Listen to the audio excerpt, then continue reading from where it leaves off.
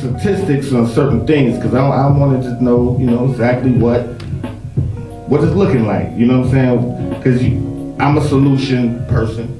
I feel like, yeah, we can speak about things, but certain things, let's address it and see what it is and if it can be fixed, or is that a problem that goes to a situation that is a problem. So this could be a factor in this being a problem.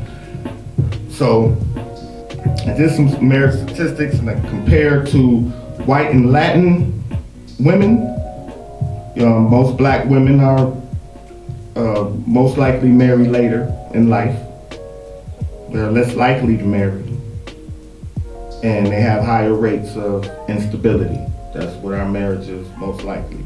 Then it says basically the 1960s was the decade that the instability started. So then you start looking at, they started taking jobs away from the black man. They started taking things out of school. They introduced welfare, So you're looking at, the problem in the 60s began that. So they were saying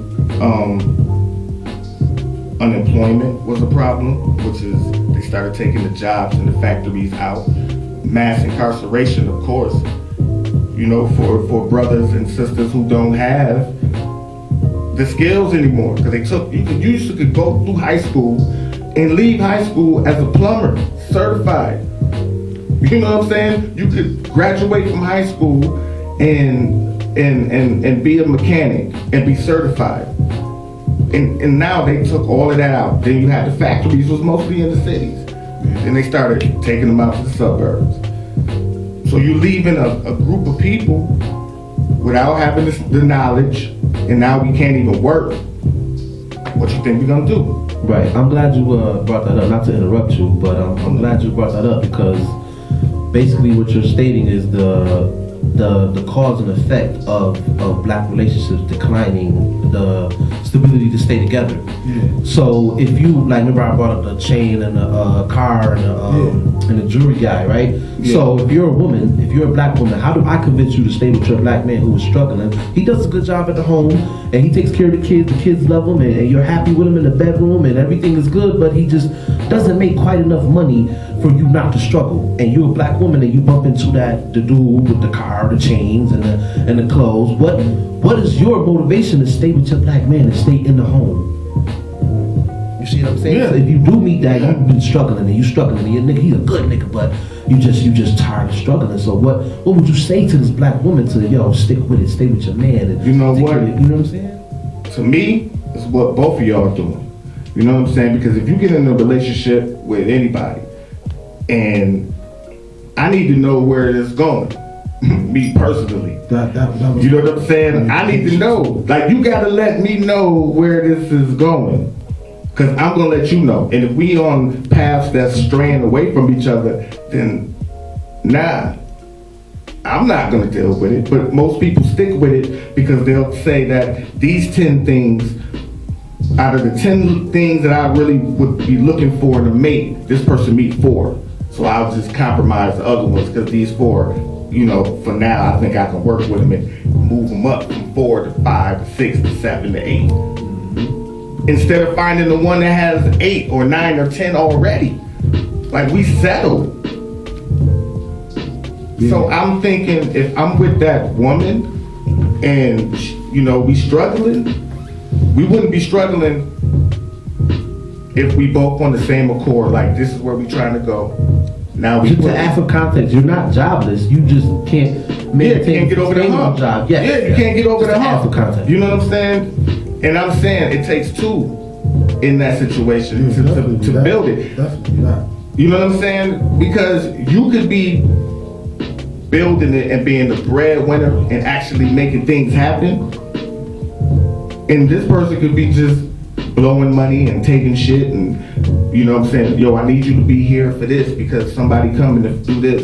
And they could be not being, I had to go do this. I had to go do that. Male or female. So I think that we have to be in the same accordance when we get into relationships, especially men and women. Yeah. Because most times you're going to tell your woman more things you're going to tell your homies. You just did. Definitely. You know what I'm saying? Definitely. So that person has to be someone that understands you.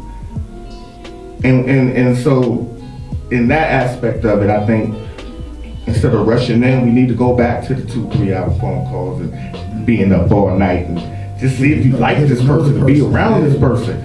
Like, we got to get the substance of black love back for ourselves. Because it's okay to be alone. It's gotta be a You don't just need to get situation anybody. where you can build together, and you can have that communication. Communication is everything in a relationship. You know what I mean? And a lot of people's not even communicating. They go and does on phones before they go even talk to each other. You know what I mean? Right. And then when you sit down, like when you first meet that person, you gotta tell them your do's and don'ts, and they gotta let you know their do's and don'ts. That's because of comfort. Yeah. But that's what doesn't happen. And What I notice about a lot, not to interrupt you, so many black women, I'm glad what you said, so many black women, like you said, will get on their phones because it's such a comfort zone. Yeah. Like, we could, like one of the songs, I forgot one of the songs he said, one of the rappers, I'm gonna look it up in a second.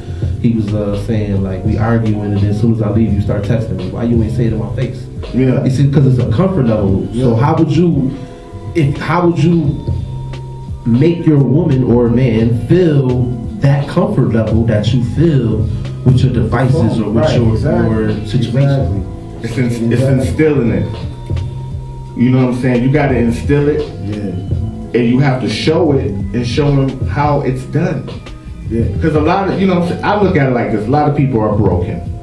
You know what I'm saying? When you growing up in poverty and people been beating you down since you was young, your own people beating you down. Shit, I ain't even just talking about whoever the mass overseer is. I'm just saying in general, life beats you down. So it's kind of hard to have that strength in you all the time. But you have to. And you have to show people. And I think learning about yourself, learning about us as a people. Because if you just been told you slave people, then now you niggas and bitches and thugs and you wearing fake hair and all you do is kill each other and y'all don't give a fuck about each other. Y'all schools is shitty, and then y'all talk about y'all the smartest people. Y'all can't even go to this school that's shitty and get A's. Y'all failing and getting pregnant. You hear that shit as a kid growing up.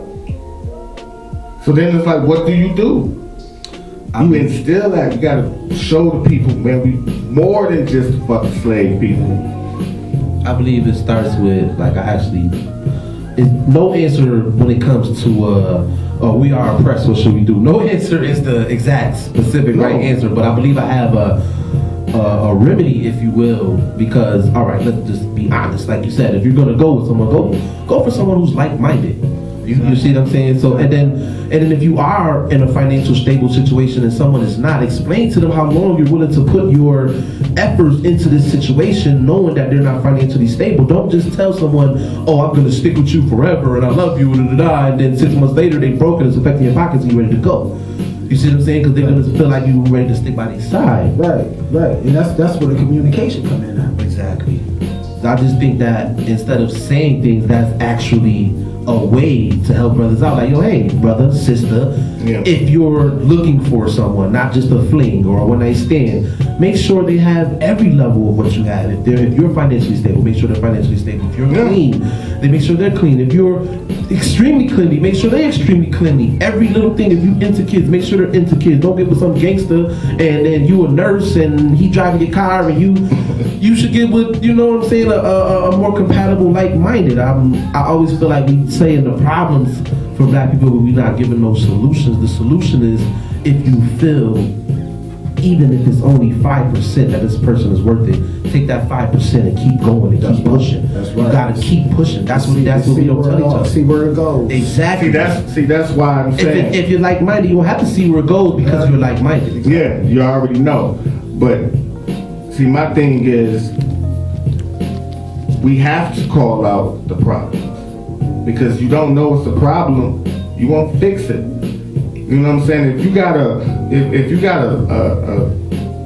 piece of your roof and there's water coming in, and you just let it go, You gotta identify the problem. Yo, it's a leak, there's a roof, there's water every time the water. If you don't identify that, how can you fix it? So I'm always showing one side and then bringing it through to the other side. Because if we are afraid to address the problems, we're not gonna fix it. We know the school's fucked up, how do we fix it? You know what I'm saying? Like, we know the school. Okay, What's started on school? what's the curriculum? How old are the teachers? You know what I'm saying? What are they learning? You know, where's the structure of the home? Is the home life affecting the child learning? Those are things that, when you identify those problems, you fix them. And it doesn't always take money. I would just like to say that. It takes doesn't time. always take money. It does not always take money. It takes time, which is the most invaluable commodity we have. We never get time back, but we get everything else back. That's true. You can get life, but you can't get the second that just passed. And I don't want to change the subject, but I did want to touch on school because you did say if the roof is leaking, if this is that, if the curriculum isn't right. I just want to touch on school, not to get off of black love and black marriage. This is everything. But you know, we got 2 minutes. Okay, I just want to touch on it real quick. They always This ain't the last time he gonna be on. Just know that. Remember me, brothers tonight. They always touch on money with school and we need money to change the books of the curriculum. We need money to pay the teachers to do this differently. Well, that's the first trick, because if your kid is athletically talented and you put a basketball in his hands and he shoot the ball in the hoop, it don't cost no money for that coach to tell him how to better himself and putting that ball in the hoop. They already have to hire a coach. You already have basketball courts, and you just have to be like, hey kid, you got a gift. Let's mold that. Let's say, not being sexist, but women are good at cooks. If your daughter's a good cook, they already have home and economic class. Right. They already have stoves in the school. They already have these things. Like, these kids, if a kid is very intellectual and he's just speaking good, he remembers big words very well, he should get some extra English time. Right. This is free to be like, okay, we're gonna give you 3 hours of English class because you speak so well. This is free. They always want to put money to them. Oh, we don't have the money, we don't have the money. It takes literally no money to take a group of kids who are already talented in the area and put them in a class with a teacher who already specifically wants to see them thrive. That's right. And you got that drive already.